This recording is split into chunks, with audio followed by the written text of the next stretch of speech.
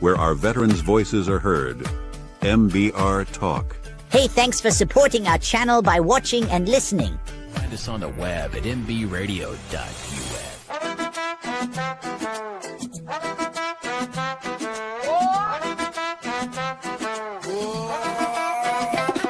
Desde Brooklyn hasta el sol del Medio Oriente, José Flores con fuego en la mente. Raised in the Bronx where dreams don't sleep, donde el hambre te enseña a resistir.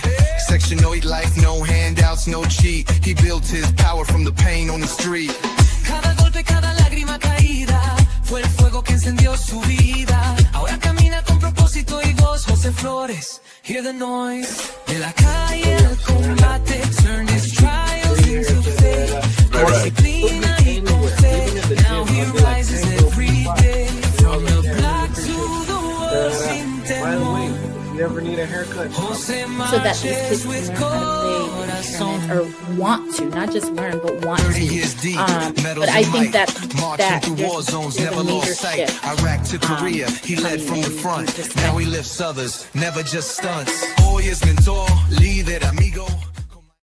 Welcome to Motivated Mindset. I'm your host, Jose Antonio Flores, a proud Latino born in New York City, straight out of the Bronx, raised in Brooklyn. That New York flavor, that hustle, that grit, it shaped me, it built me, and still drives todo lo que yo hago. You see what I'm saying? And today, in this new chapter of my life, I wear a lot of hats other than this cool one. I'm a certified personal trainer, motivational speaker, and an end-of-life death doula. But behind all those titles is one mission: to serve people, because I know what it feels like when we struggle. I know what pain feels like, and I know that what it means to fight your way toward purpose. Every day, my mission is simple: to inspire, to uplift, to challenge, to remind people that no matter where you come from, no matter what life throws at you, you can redefine your life through faith, discipline, resilience, and relentless drive. That's why this podcast exists.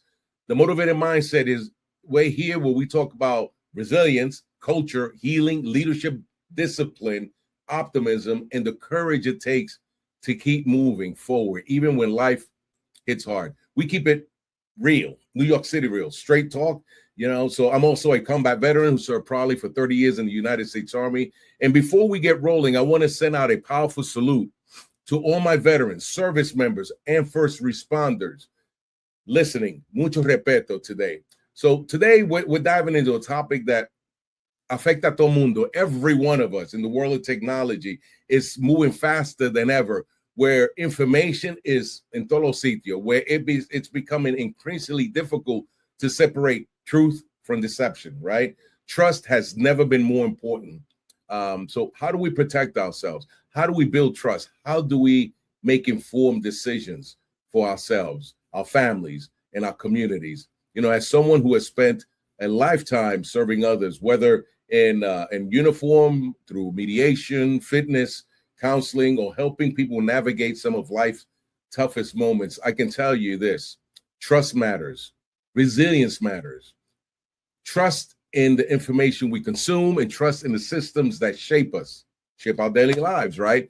These aren't just questions for researchers, educators, or technology experts. They're questions that affects every one of us every single day. One last thing before we get started, right? If you vibe with what you hear today, if the conversation inspires you, if you appreciate the interview, the energy, yay, how you doing? And the message, all I ask that you support, screen it, QR code, support the YouTube channel and all the platforms we had. Subscribe and share it with someone who maybe can use a little bit of motivation, because your support helps us continue bringing powerful guests, meaningful conversations, and purpose-driven content straight to you. All right, familia, let's get into it. All right, so today's guest is someone whose journey embodies service, leadership, education, and a commitment to making a positive impact in our community. She is a proud Latina, a United States Marine veteran. Oh, wow. Yeah. A Ph.D. candidate at Virginia Tech and a certified fraud examiner and an educator dedicated to helping people better understand technology, right?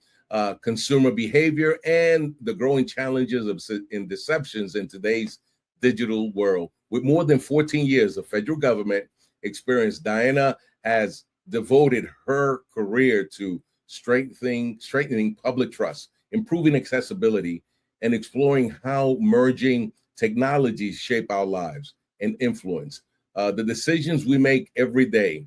And today we're going to talk a little bit about resilience. We're going to talk about the journey from military service to academia, the lessons she's learned as a Latina leader, and how all of us can become more informed, empowered, resilient consumers in an increasingly complex world.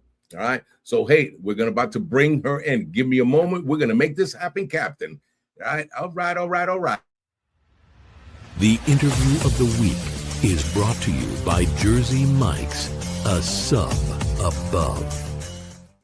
Welcome, Diana, ma'am. Thank you for being here. How are you? Thank you, Jose, for having me. I'm doing great. Okay. Excitement's in the air. We're excited. We're excited. So before all those titles, before all the things you've done, who is Diana? That's a very good question to start the conversation. Well, first of all, I am originally from Chicago, Illinois, from Mexican immigrant parents, and I'm the eldest of 4 children. Wow. After I graduated high school, I joined the United States Marines. I served for 4 years, and then I got out and I started my college journey at a community college. And then thereafter, I transferred to the University of Illinois at Chicago, where I completed my bachelor's degree in political science and criminology, law, and justice because I wanted to be a lawyer. Wow. Yeah. But life takes you in different directions unexpectedly. And unfortunately, I couldn't continue that journey due to my mom being ill with cancer. So I decided to focus my attention to finding a job so I can support my family and support my mom. She was very young at the time, and I wanted to be there for her. Once she completed that journey, I decided to go back to school, and I saw a degree in a master's degree in public service management because my goal was to continue public service. And while at graduate school, I decided to apply to a job in Washington, D.C. at the State Department. And that's what brought me to the Washington, D.C. area. And I've been here for the last 15 years almost. And actually, my anniversary just passed this past June, 15 years being here in Northern Virginia. And I took it as an opportunity to try something different, to get out of my comfort zone and pursue something in public life. And I told my parents, who were very sad that I was leaving again after serving in the Marines for 4 years, that I was leaving them. I come from a very close Mexican family where you do a lot of things together. The first time I left my home was when I joined the Marines. I didn't have sleepovers like other people did because my parents are very traditional, very strict, religious too. So it was very different for them to experience this new life, for them and for myself, and also that fear of not knowing where your daughter is going to be or who she's going to encounter. But I took the leap of faith to follow my dreams, and I told them if it doesn't work out in 2 years, you can help me move back to Chicago. But it worked out. It did. I decided to stay here because I met my current husband.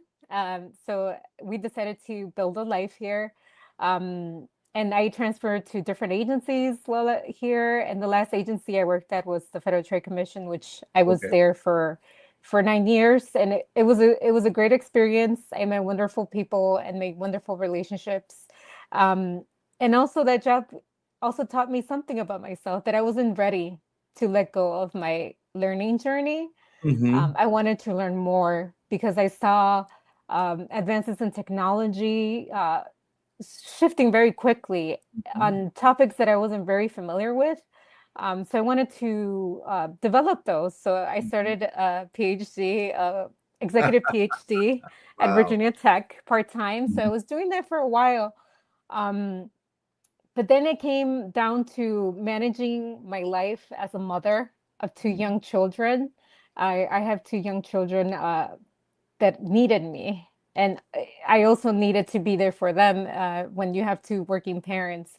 Yeah. It's sometimes not easy to manage, schedules, illnesses, different needs for different children, and also a PhD and a full-time job. So I decided to leave government last year and focus on my PhD and focus on my research, which we could talk more about it later. And focus on that, and also focus on other things that I wanted to pursue. And one of those things was becoming a professor.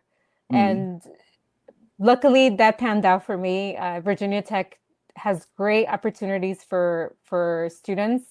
And I was able to apply to a fellowship that connected me with the Northern Virginia Community College, and where I'm teaching marketing and also business applied mathematics to students. And a lot of my students are similar to me. They come from backgrounds that are similar to mine. They're veterans who are starting over or finishing their service and starting their new journey. Or their parents that can only attend class in the evenings, or they have different needs and reasons why they're taking evening classes. So I took on that challenge because I was once also looking for an opportunity that was flexible and adaptable to the life I was trying to accomplish. Wow. Diana, that's a lot. That's good stuff. I want to back up just a little bit, but as a Latina growing up, what values did your family instill in you that still guide you today? My parents were hardworking. I saw them sometimes working 2 to 3 jobs just to make ends meet for me and my siblings. They instilled in me to work hard, to not give up easily, to focus on family too, and to have faith. And I think those are the things that keep me going on every goal or aspiration that I have is those 3 things: is working hard for your dreams, relying on your family, and having faith in yourself and whoever you decide, to follow religiously. Yeah, that is stupendous. We got some messages. Somebody says, thank you for your service, Jackie from Maryland. And somebody says, Semper Fidelis, Master Sergeant Torres, Puerto Rico. Oh, good. You got a fellow Marine up on here. Oh, that's stupid. Okay. Love it. And Liz says, amazing. And somebody said, based on you were talking, faith. Amen. Carla from DMV. So they can resonate with what you're saying when you talked about those things, So I do have a question. As a young Latina, what made you join the Marines? Why the Marines instead of compared to the other branches? What was the pull? Well, it wasn't something I was necessarily pursuing when I was in high school. I know some of my friends were interested in joining the military when I was in high school. So they would often share what they were going to do after high school. I wanted to go to college. That was my main goal. But then when I was a junior, 9/11 happened. And I think that shifted some of the ideas I had for my life. It also made me think of what other things I could be doing to help. And I was very young. I was 16. So looking back at it, I was like, I'm amazed and sometimes even shocked that at 16 I had those ideas of service. And I also knew that, my parents couldn't afford college. So that was in the back burner of my mind. So I felt that I needed to explore other ideas aside from college to see how I can pursue the things I wanted to pursue and also help my family. So I decided at 17 to tell my mom I'm interested in joining the Marines, and she was very sad. As you can imagine, Yes.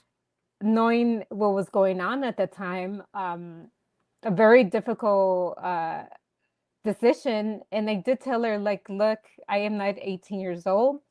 I will need your consent to join. But if you don't let me join now, I'm going to be very sad.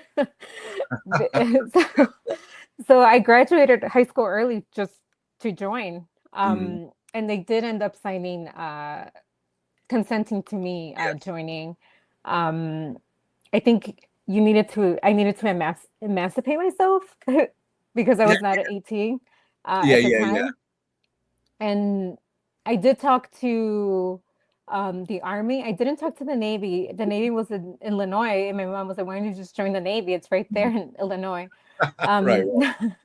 I don't know. I just didn't feel compelled to talk to the Navy, but I did talk to the Army and I did talk to the Marines. The Army wasn't so enthusiastic when I saw them. It didn't give me the feel that they wanted me to join. Yeah. And I understand. I am not the typical person that that fits the recruiting model. I was not athletic. I was not into sports. I didn't enjoy running. So those were things that I didn't necessarily like. And I think when they were asking me, "Oh, so do you play any sports? Do you like physical fitness?" And my response was no. I think they didn't like that. But then I went next door and it was the Marines, and they were very enthusiastic to talk to me. And at the time I didn't understand why, and I understand now why, because very little not a lot of people wanted to join the Marines. Right. And then I asked myself what I wanted to do, and I knew the Marine Corps was going to be very difficult, but I guess the way they communicated with me persuaded me more. Yeah. So then I went for the Marines. Okay, no, that's fair enough. Fair enough. I do have to say they do have the best looking uniforms. They do. I can tell I'm not you going to that. disagree. They do. I've worked I have a lot of Marine friends, but we have a question from Julie in Iowa, and she says, as a Marine veteran, what experience taught you that resilience wasn't just survival, but a strength you can carry into the rest of your life? So Yeah, so in the Marine Corps, there's a lot of physical challenges. And obviously, like I mentioned, I wasn't physically active. So my recruiter guided me and told me, these are the things you need to do. You will have to run 3 miles. You will have to know how to swim. You need to do 100 sit-ups. You need to do an arm hang. At the time, it was an arm hang. I think they changed the requirements since. Yeah. And these are the things you need to do in order for you to pass the initial exam. Yeah. So I took it upon myself to join a gym, do everything he advised. And while I was there, it was very shocking because it was I feel very different culture than what I was used to. I didn't have my family, so that it became very lonely. Also, the physical activities were very hard on my body, especially because I wasn't used to that. Yeah. But the ability, the way they train you is they train you to be the very best. And without a doubt in my heart, the training helped me achieve any other goal that I had in mind. Because I think in my mind, that was the most difficult thing I had to do as a 17-year-old. But when I finished that, I felt like I could do anything. That is the best, yes. And oftentimes my drill instructors would say, mind over matter. If you don't mind, then it doesn't matter. If you put your mind to it, you will be able to do the physical things. And I agree with them because I did have a strong mentality due to my family support, my faith, and also just being, having the values I had. The only thing I didn't have was the physical aspect. Yeah, and you got it at the Crucible, right? By the time you graduated, Crucible. Yeah, no, absolutely. I would tell you when I joined at 17, and my parents, they were Latino, and they cried. Even my dad. It was like that was not the norm, They thought I was going to stay there, and I still recall my drill sergeant, Edgington, and at first I hated him because he was screaming at me. Who is, coming at the civilian, But by the end of it, I admired him. He became my father, my coach, everything to me. He taught me how to move, shoot, and communicate. It was just an amazing process. But I totally agree with the drill sergeant and how they encourage us to, Aspire, and I didn't think I could. It was crazy. Right. You know? And we have another question. Olga from Iowa say, what's one of your biggest challenges in life for you? Oh, that's a really good question. I don't think of a specific challenge. I Mm-hmm. think sometimes we as people, and I'm going to speak more about myself, how I think Sure, about sure, this, yeah. is that we want to control every situation. Mm-hmm. And life happens to you without you even, controlling the events, the situations, Mm-hmm. um, the things that happen to you. So I think me letting go of these are the things I can control and these are the things I cannot control has helped me overcome the challenges, because Mm-hmm. life comes at you in different ways. I remember when I was when COVID started, Mm-hmm. just just managing my new life as a mother and managing full-time work and just trying to do everything, that was out of my control, Right, but I right. could control the attitude I had towards that. I can Mhm. control how what resources I could tap into. I could control how I communicated with my spouse. I could control Yeah. how I saw that moment, Wow. and just looking back at it, I was like, I am never gonna get those young, tender years that my child was with me during that time. So I just think about it, you know, you can't control everything, but you can control yourself and how you think about it. Yes, yes. Like your attitude, you can't control other people the way they think, but you can control how you react to them, I guess. Also, that's yeah. Right. I run into that a lot. It's like, okay, Jose, I got to do that self-talk, right? We all do. Okay, Jose, just settle down. Well, look, this is somebody wrote from Puerto Rico. I said, this is why we are the few, the proud, the Marines. This is from a Master Gunnery Sergeant, Santiago, Puerto Rico. Look at that. Oh my goodness. You got a lot of Marines here, We, right? Uh, yeah, yeah, interestingly enough, I encounter a lot of them everywhere I go. yes, no, they must have saw. Say, I know her. I know her. She's a Marine too. And we have another question that says, as a Latina mother, I can relate to your story. My question is, who taught you resilience, and how has that shaped the way you show up for others? Maria from Texas. I think the first lessons I learned were my parents. Mm-hmm. I think I didn't when I was young, I didn't realize how much they sacrificed. Just coming to a new country with language barriers, leaving everything behind for a better life, working 2 to 3 jobs, and not giving up so easily. I think that shaped my resilience and how I view every opportunity that I get. I remember the first time they gave me orders to go to Japan for a year. It was the first time I went abroad on my own. Mm-hmm. And it was a culture shock. You're in a Yeah. small little island, no family, you're stuck there, can't go anywhere. And although some people did speak English, if you went out to the communities, they spoke mainly Japanese. Mm-hmm. So and I said, oh, I'm gonna take Japanese lessons and learn. And it wasn't that easy, because I was working full time. I had other work commitments. So it wasn't that easy. So it had me thinking about my parents and what they Mm-hmm. had to experience coming to a new place without the resources. Like there was no internet Right. when they came to the US, to learn at, you know, in the evenings or on the weekends. There was no that accessibility. So me Right. as a person, I see that as an opportunity for me to focus on providing accessibility to others who want to learn um, uh, business, which is what I'm teaching. Right. So that's what got in me first, and then now as an adult, I just think about my life experience in general. Just like, wow, I was in the military for 4 years. A lot of people think, oh, you did 4 years. Wow, that's amazing.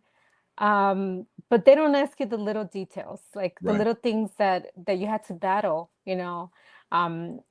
I think for me, just that the loneliness was very difficult for me because like I mentioned before, me and my family are very close. I Yeah. was always with my family, cousins, aunts, uncles, you Yes. name it, they were there always. So now I'm in a situation where I'm by myself. In the Marine Corps, there's not a lot of females, so then there's that Right. aspect too. And just trying to figure out what to do next also can be very lonely and very challenging. When you're in the Marine Corps, everything's decided for you. So in that sense, you lose autonomy, control. So you're like, someone's deciding for me, so I'll just go with the flow. Right. But then when you Right. get out, and at the time there was not very good transition programs on how to do things, or if you wanted to do specific things, there wasn't such thing. So then you had to figure it out on your own. What am I going to do next? What do I need to know to apply for benefits, education benefits? How do I apply to college? And me being the first one in my family to go to college, that was very challenging because I was like, oh, wow, I did the Marine Corps, something very difficult, but now I don't know how to do this other thing. So what do I do? You know? And then I always go back to my parents. It's like, oh, they came here without, with nothing, no plan, no Right. guidance Right. on how to do things or how things worked. And they did it, you know? So I have to figure it out. I have to figure it out however I can. And now I think technology has advanced greatly, where people now apply to college online. Now they can take Zoom classes. Yes. So all those opportunities that you and I didn't have when we were in the service, people can now take advantage of those. So I'm very happy that I am now part of that as a professor and also as a researcher, that I could contribute to providing technology opportunities and opportunities to meet people where they are. That's awesome. No, I can relate to when I got out. It was terrifying. You're right. You're used to being in this protective bubble and having things told to you and so on. And when I got out, you're right. The transition, we in the Army would call ACAP. It was not too good. Didn't prepare you for a lot of things. So yeah, it took a lot. Lucky I had some good mentors that I could reach out to, and they kind of guided me. But it shouldn't be that way, you know. We have a question, and this will be the last question. We'll take a commercial break. So the question we have is, how has your academic journey required resilience, and how does that influence the way you teach? Carlos from Maryland. That's a very good question because I'm in it right now. Yeah. Well, I must say when I was thinking of getting out of the military, I realized that I was not going to go to a 4-year institution because I missed the deadlines due to my deployment. So now I had to think about how I was not going to waste time, precious time, once I got out. So I decided to go to a community college. My mom got in contact with the advisor, and she worked with me, and she basically registered me to go to, to the community college while I was still active duty. So she did a lot of the things that I needed to get done to help me get there. And then through that process, I was able to get out in time to start the semester. And then so I had good leaders that advised me, it's like, why don't you get out early so that you don't waste the whole semester, you know? So I appreciate those people that were always on my side and cheering for me and guiding me and just being those spokes people that I needed. And I said, that's a good idea. I didn't think about that. So I was able to get out early and start college immediately. I literally drove from California all the way to Illinois with all my things, and my family came to help me. And I started school that next week. Wow, that's pretty good. That is pretty good. And unfortunately, during that moment, we didn't have the post 9/11 GI Bill that people now can have. I had the Chapter 30 or Chapter 32. 31, wasn't it? 31, yeah. So they basically gave you 3 years to complete a degree. Yes. So it's like, oh, I have 3 years to complete a degree. So what I was doing, I was in school all day from 8 to 8 p.m. I wouldn't go home because it's like the classes were, they had breaks, and I was like, why bother going home if I have to be in class?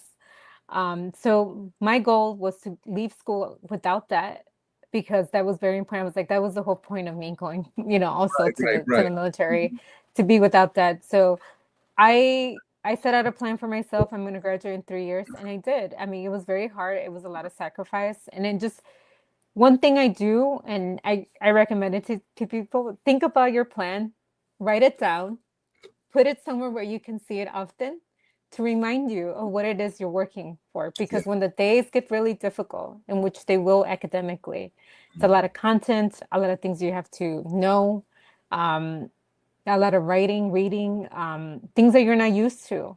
Yeah. Those things will help you get through it. Yeah. And also get help. Everybody needs help. Everybody Reach needs out. help. Say, hey, I need Reach help. out. Yes. Yes. Right. There's writing centers if you need help with writing. There's tutoring if you need help with tutoring.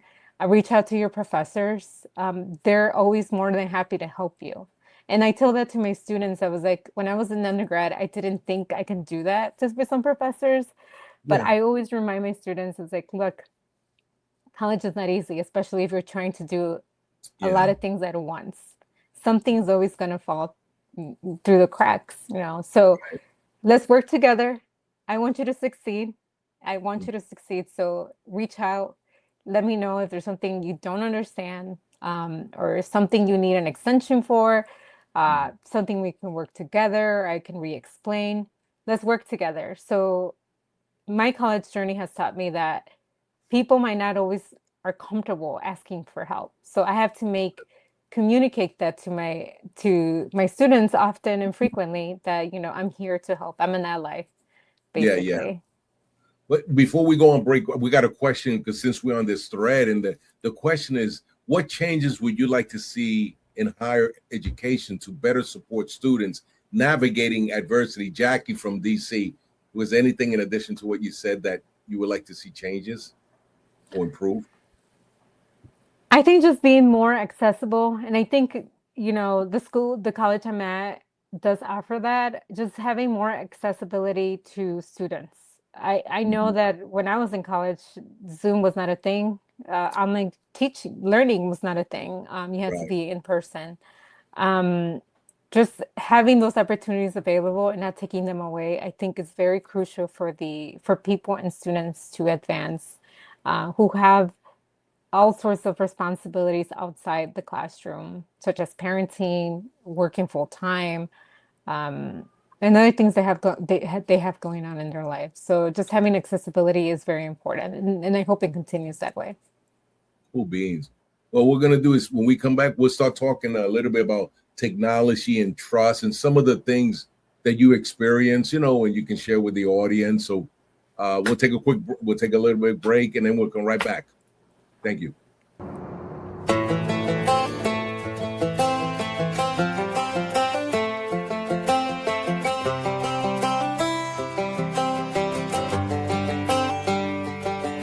It's the guts and it's the glory. 100 stripes, 100 stories. It's the Pledge of Allegiance on the 4th of July. It's them handwritten letters from home. It's them sleepless nights alone. It's his newborn baby he left with his wife. Mr. Red, White, and Blue, lay down, hear the line. Mr. Red, White, and Blue, for these stars and stripes. Hey.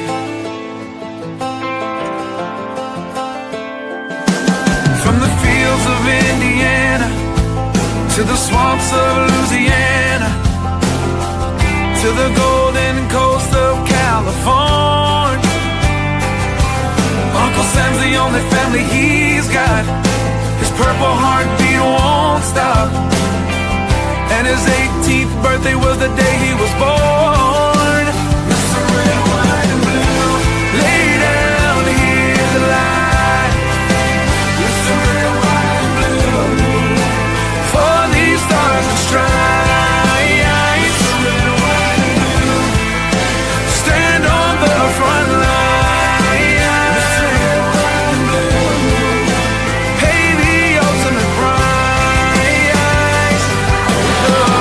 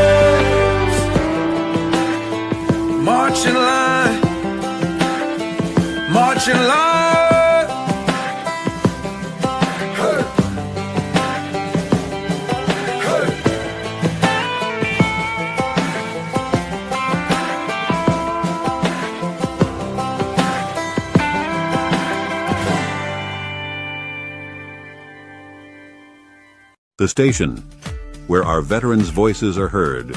MBR Talk. Hey, thanks for supporting our channel by watching and listening. Find us on the web at mbradio.net. Hi, Diana. What do you think of that song? I always got to ask. What do you think of that song? I loved it. Actually, it was the first time I listened to it. It is stupendous, girl. I mean, look, if I had hair, it'd be standing up, girl. I love it. That's like my favorite go-to song. It is just stupendous. I mean, that guy is awesome, you know. Well, when we left, we want to talk about, like, you know, when you study about technology and the distrust and all that. And I know you were an investigator. I don't know if that was different or what you do now before you started teaching. You know, how does technology come into play with what's happening with AI, like ChatGPT and all that? Right. So during COVID, a lot of, you know, advanced technologies started popping up simply because of, you know, the rules and restrictions we had with, you know, meeting in person and community, such as like telehealth, Zoom meetings and things like that. And now with AI, a lot of the things we're learning as we go, you know.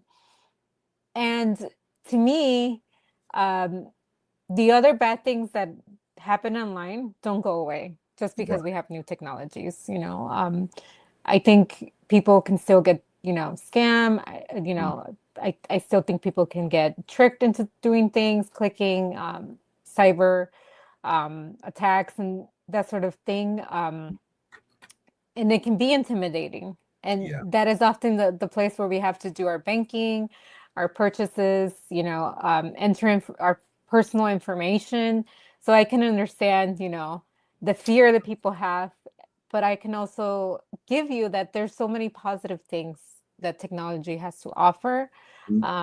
So with that being said, one thing that I tell, you know, anybody, and even my parents who are navigating through social media and just learning about the different technologies, I do tell them, you know, if you were to meet somebody out in the street, will you believe them? All right, you know, will you give them your money just because they said, you know, they told you something nice or they offer you something that you wanted? Will you give them their money? So if the answer is no, then, you know, you should be very cautious when you're seeing either advertisement or social media videos or things of that nature. You know, you should be very critical and thinking where this information is coming from. That's one of the first things. Another thing you can do, and you know, if you think this is a good idea, oftentimes if you talk to somebody you trust, you know, somebody you live with, maybe they can help you think it through, and maybe it's not such a good idea, you know. I often tell my parents, I was like, if you think, you know, someone emailed you or someone called you from your bank or anything like that, go to the website. You call the bank at the number they have on their website, you know, or say, not right now, I'll call you back, you know, and then I can look it over, or you can ask me and we can look it over together. Another thing, with ChatGPT, it's aggregating all information that's publicly available and other information that we don't know where it's coming from because we don't know what the models are. But basically, it's large language models that are retrieving data and making decisions based on your inputs. Whether that information is reliable, we don't know. You know, it does say in a lot of the AI applications that this information might not be reliable. So just take it as that information. Seek your own sources. Oftentimes they have links to say where they got those sources from, and go directly to the page of what the sources are. And if you can't trust us, go directly to the institution, your financial institution in person, and or call them directly to find out if in fact that information is true. Now, I think a question that came from Virginia, and I think you answered, say technology can be intimidating. And how do you help students, especially women veterans and first-gen learners like me, build the confidence to see ourselves as innovators? Christine from Virginia. So That's a very good question.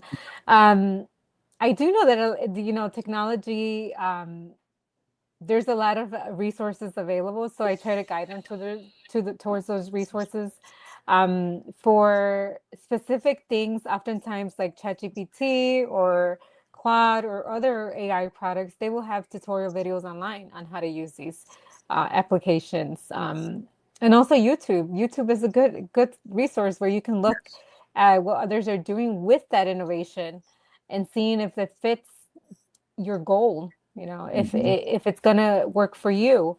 You can also ask, other people who are using these tools or resources, how are they using them? Just having those conversations on how they're using them can be beneficial. yeah, no, because it can be. When it first came out, everybody was on it, and now they got all these different, like Claudia, is that one Claude or something? Yeah, I've so many that are coming out. I know, like for Chat GPT, it's helped me. Like if I have a lot of stuff and I want to put in a certain format, for whatever I'm doing, it kind of helps, but I still have to go and proofread everything that I've written. Make sure, especially if I'm asking for numbers or some, let's say, historical data, I go back and you have to go check it. And sometimes it's not always right. It is not always right, so I can truly understand that. So, and for you, how do you define purpose at this stage of your life, where you at right now with everything that you've done? I thought I had it all figured out before I had children, and then I had my children, and then just experiencing parenthood changed the way I saw the world and how I saw the world, myself in it. Like I didn't think I did amazing things. Like that's not something like, and I just like, oh yeah, I joined the Marines, but I was like, other people did that. It's nothing in my mind. It's nothing amazing or wow. Yes, I did that, but then when I go to the veterans ceremonies and I see my child with me, and he's asking me all these questions because he's experiencing me in a different light. It's very rewarding and very refreshing. And I tell myself, wow, like in his eyes, he's proud of me. And that makes me even more meaningful. Whenever I tell him I'm doing a PhD, because sometimes I have to do Friday, Saturday classes for like 8 or 9 hours, they say, Mommy, you're going to be a doctor. And that brings me so much joy, to think about it. I was like, you're right. I am going to be a doctor one day, and I'm going to be the first one. And that, that as a 7-year-old, as a 3-year-old, that's amazing. Like just seeing the glow in their eyes, I think has made every sacrifice and everything I've done worth it. Just seeing them, that they see me as a role model. I was like, I never saw myself as a role model, but just seeing them see me as a role model, that I think that's the most rewarding. Yeah. And also, I must say that my husband, he's very, very supportive. So I love that he sees me in this light and is very supportive of who I am and who I want to be. I don't think I could be doing the things I'm doing if it were not for his support. Yeah.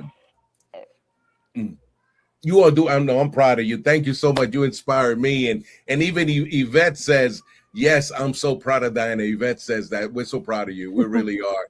And we have another question. And it says, I'm old school. I need books. But I just wonder, how has AI changed the way you approach teaching, learning, and preparing students for the real world? Phyllis from Maryland. That's a very good question, because a lot of students are using AI, and that's not something I discourage. I do encourage them to use it as a resource, just like they use Google, just how they use the library and other databases. But I also ask questions on how they see a problem, how can they solve a problem, and supporting their thinking with facts, with experiences, or with new ideas. So just bringing their critical testing their critical skills to support their thinking and or advance their thinking is something that ChatGPT cannot tell you, because ChatGPT and all the AI, Claude, right now they're working on making them smarter with generative AI, but they cannot tell you everything that a human experiences. They can tell you what we have data for, and we don't have data for a lot of things, you know. And so people need to think about, this is the information I have. What is missing? So those are questions that I present to my students. It's like, this is the information you have. What is missing from this? Yeah. How can you make this better? Yeah, because I know when AI first came out, people were afraid they're going to lose their jobs. There was a lot, that fear was out there, you know, that people would lose their jobs. And, you know, because I know right now, when I talk to a friend of my, carpenters, electricians, they're making really good money now. I mean, those are the new millionaires. You know, those are the skill sets, because college ain't for everybody. You know, maybe a trade school. I didn't go to college until after I got out the military. I was not even in the right mind to do that, you know. So I can truly understand. And Liz says you are an amazing woman. So she says thank you. And I have a question. What advice would you give young Latina who are trying to find their voice in leadership, academia, technology, or even public service? Wow. That's a very, very responsible question to ask, because, you know, I think about it, what would I wanted to hear as a younger self, the younger version of myself? I didn't have anyone to tell me, this is the path you should follow, you know, to get to be, you know, in public service or go to college or get a PhD. As a matter of fact, the PhD I'm taking, which is a part-time PhD, didn't exist until 10 years ago. Wow. Or 11 years ago. So and what is it? What is it? It's a PhD in business, but it's for part-time people that have a master's degree and also have professional experience. So it's tailored to executive format. That's cool. Because typically PhD programs, they are for full-time programs where you have to live on campus. It's not offered online. You have to live there. Because when I was doing my research, a lot of the PhD programs, they wanted you to live in the campus. And I was like, well, I can't leave my family in Virginia. So there's no way I can do that. But luckily I found this program that was very accessible and flexible. And that's something I'm very happy with, that it's accessible and flexible, because it offers opportunities for people like me that have experience and curiosity to seek a higher degree.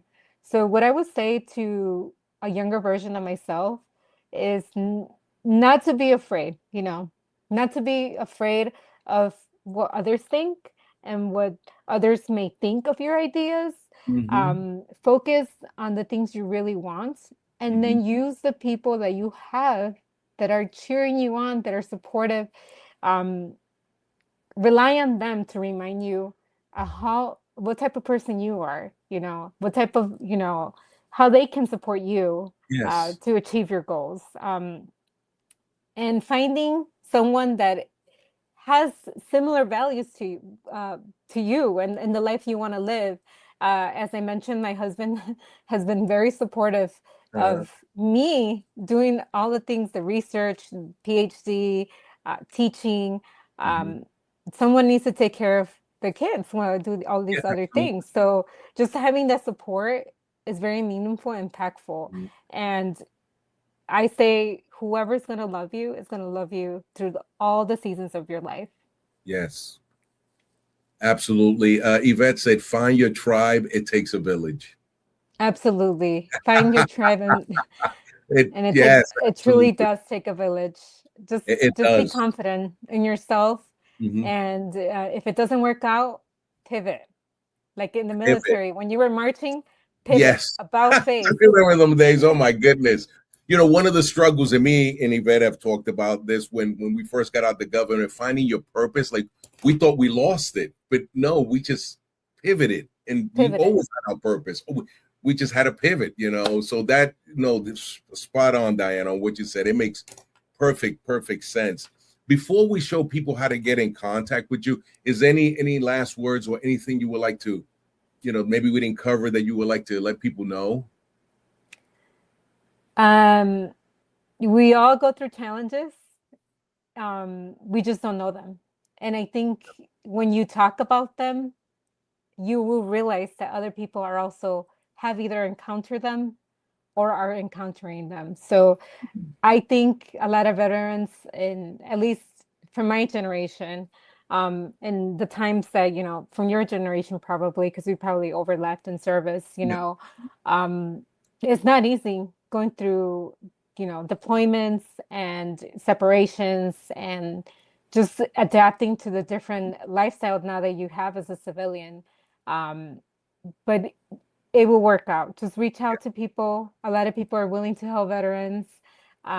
There's a lot of good resources. You just have to reach out, communicate to others.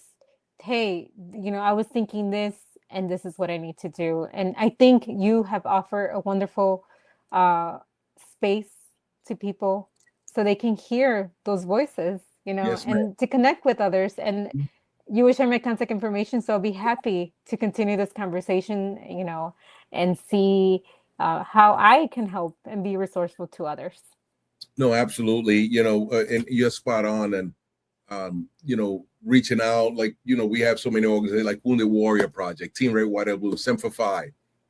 There are organizations out there that are there to help the veterans, and getting somebody who understands that. But that's why me and Yvette have this platform, so people can hear voices, like yours and your what you're doing and balancing that work-life balance. And I know it ain't easy. So I know it's challenging, but you have the support. You have people to help you out, your husband.